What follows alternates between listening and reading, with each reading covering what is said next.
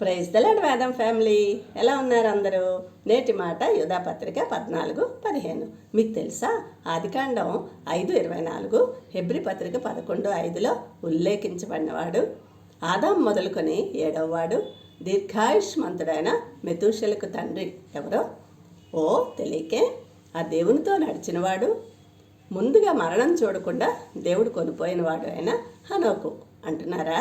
అయితే మీరు ఇంకా అక్కడే ఆగిపోయారు.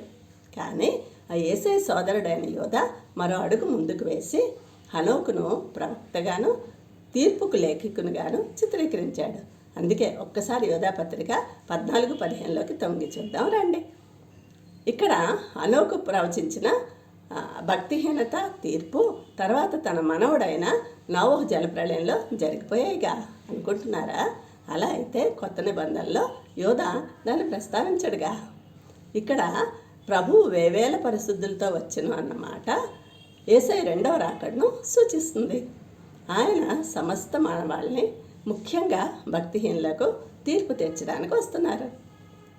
యేసును నమ్మిన వారికి రక్షణ, యేసును నమ్మని వారికి ఒప్పింపు, శిక్ష. భక్తిహీనులైన పాపులు దేవునికి వ్యతిరేకంగా పలికిన దూషణలు, చేసిన క్రియలకు శిక్ష ఖాయం.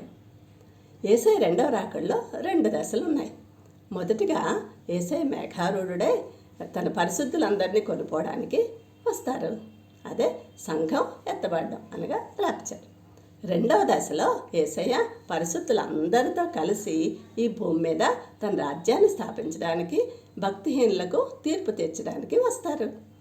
నేస్తమా, ఎత్తబడే సంఘంలో ఉండాలనుందా? ఆ దేవుని రాజ్యంలో జీవించాలనుందా? అయితే నీ నోరు, నీ క్రియలు జరభద్రం సుమి. నీ భక్తిలో నీతి ఉందా? ఆ క్రీస్తు పట్ల విశ్వాసం నీకుందా? అయితే నువ్వు safe. Thank you. God bless you all.